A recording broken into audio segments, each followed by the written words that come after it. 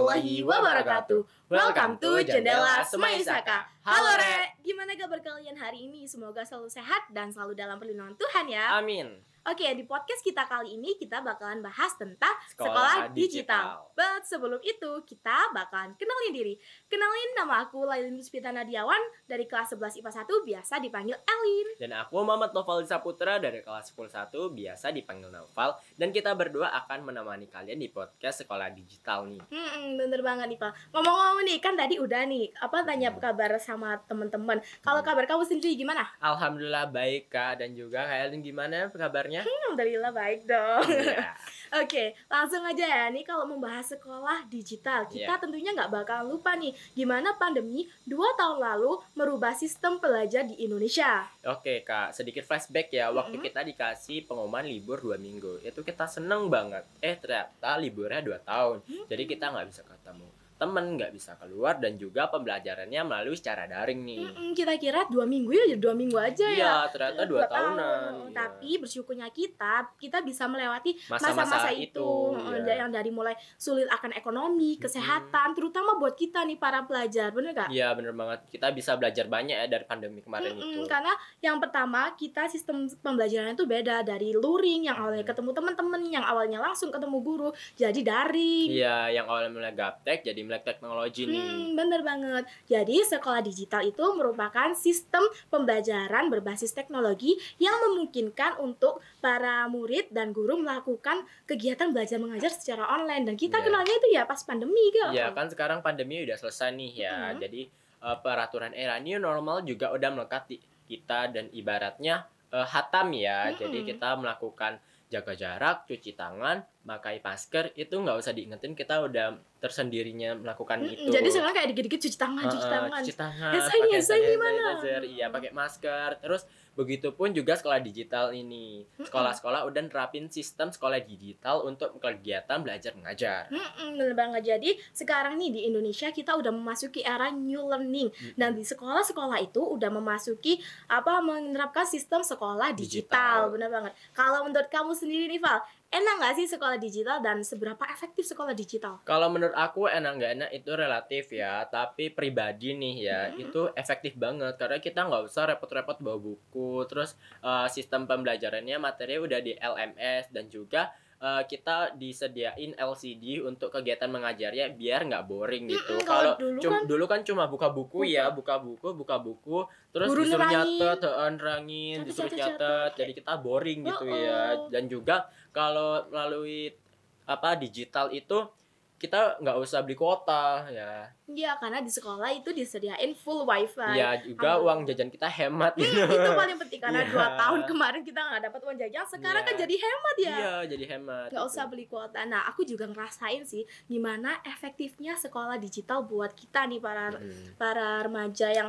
kemarin dilanda pandemi. Tapi juga sekolah digital ada plus minusnya ini ya. Plus minusnya waktu pas guru nyuruh kita buat searching atau mencari informasi di internet nih. Kita biasanya ke distract ya sama hal lain kayak notif WA atau TikTok. Jadi kayak kita apa nih kita buka. Iya gitu kan. Kita kan orangnya gitu aja. Terus kadang ya kalau di sekolah digital atau pas cari di internet itu ada data yang nggak valid atau nggak benar sama jawaban aslinya gitu. Jadi kita harus pintar-pintar milih. Iya, saran aku nih ya, kalau kalian mau cari-cari sumber-sumber data untuk pelajaran yang benar itu, mending langsung aja ke website sekolah. Bener nggak, Val? Kan kita juga punya website sekolah ya. Website kita baru. Mungkin di sekolah-sekolah lain juga gitu sih. Kan ada website sekolah, jadi para murid sebaiknya lebih memanfaatkan website sekolah daripada di platform-platform lain yang belum tentu kebenarannya kan. Iya, biasanya juga kita nyari jawaban atau berita-berita nih ya. Biasanya example-nya berita. Kan banyak berita-berita hoax gitu. Jadi nggak valid nih, jangan asal cuma copy paste ya buat nyari berita itu. Jangan asal percaya juga. Jangan kok kayak ada berita. Wih, apa nih berita langsung share. Jadi kita kayak nyebarin hoax. Jadi kita harus nentuin ini datanya benar, valid atau enggak. Ya, gitu. kita harus bisa memilih mana yang datanya itu valid, mana yang beritanya itu valid. Hoax, gitu. Iya. Valid Jadi dan hoax gitu ya. Jadi kita nggak bisa nih kemakan hoax. Tapi setelah kita kan udah lama nih kayak di rumah main HP gitu. Jadi kalau aku sendiri nih kan sering kena hoax. Nah. Jadi kalau sekarang udah buka internet kayak Udah Oh, tahu ya udah mana tahu. hoax sama Udah yang khatam ini. valid. Oh, ini dari judulnya itu udah Udah ini kelihatan bohong. ya. Udah kelihatan. Itu mungkin dampak positif. Bener banget. Ini salah satu dampak positif Ya main itu HP. salah satunya ya. Jujur sih sebenarnya kalau kita main HP itu nggak selamanya ada dampak negatifnya. Tapi ada dampak positifnya juga ya. Tergantung digunain buat apa. Mm-mm. Kayak contohnya nih kan kita sekolah udah digital nih Yeah. sekarang. Dan kita pastinya kita kan pakai handphone atau pakai gadget lainnya yang harusnya kita itu Buat mengajar ya, buat belajar mengajar. jadi itu kan salah satu dampak positif dari kemajuan dari teknologi. Iya, dan juga kita sebagai generasi muda harus bisa memanfaatkan teknologi, bukan teknologi yang memanfaatkan kita ini. Ini keren Waduh. banget. Bener banget karena kita generasi muda ya. Jadi kita kan hidup di era yang Baru ya, new normal itu ya, ya. dan di teknologinya itu kan sekarang ini sangat berkembang pesat. Jangan sampai teknologi yang ada itu kita salah gunakan dan jangan sampai teknologi yang ada itu malah merusak kita. Iya, dan sekarang kan pandeminya udah selesai nih. Kita sebagai generasi muda atau remaja harus selesai dengan aktivitas rebahan. Ya, bener banget. Ini rebahan yang paling biasa dilakukan pada anak remaja ya. Iya, anak ini remaja, penyakit 2 tahun kita ya, ini 2 cuma tahun rebahan. ini cuma rebahan Kayak, doang. Jadi ya Tuhan. biasanya kan anak remaja ya, maaf banget nih aku ngebongkar ya. Disuruh on cam, kita on cam tapi sambil tiduran. Iya. Tapi kita off cam. Off cam cuma hadir Bu gitu. Cuma hadir Bu, ini ada Iya. saya. Ya ada saya Bu, tapi Habis itu kita sambil off cam. tiduran. Kadang sambil makan ya. Iya, kadang sambil makan. Kadang kita kalau sekolah online kadang nggak mandi. Iya itu biasanya cuma atasan doang rapi, baunya itu. Ya udah gitu.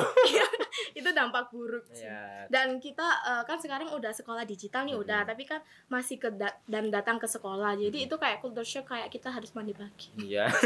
Harus mandi pagi dan juga Dingin. sekarang pakai digital nih, pakai digital. Belum semuanya di pulau atau di Indonesia ada yang bisa melakukan sekolah digital. Iya, benar Ya, banget itu. nih. Jadi harapan kedepannya untuk pemerintah Indonesia semoga sekolah digital itu bisa diterapin di semua semua tempat ya semua yang sekolah di kekurangan Indonesia.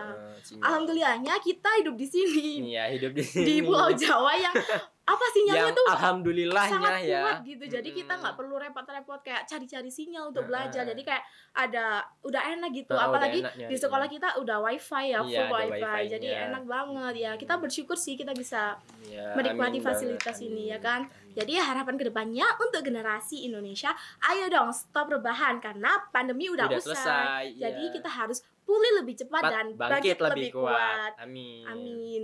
Oke, mungkin kali ini itu aja sih ya. Iya. Tapi kalian jangan berkecil hati ya. Kita bisa ketemu di podcast selanjutnya, nggak Iya. cuma podcast ini Ini aja. tuh bukan podcast Bukan yang terakhir ya.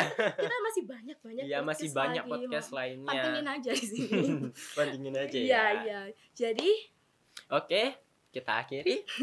saya Lailin Puspita Nadiawan. Dan aku Muhammad Nafaldi Saputra. Jendela Smaisaka berbicara dengan generasi muda. Wassalamualaikum warahmatullahi wabarakatuh.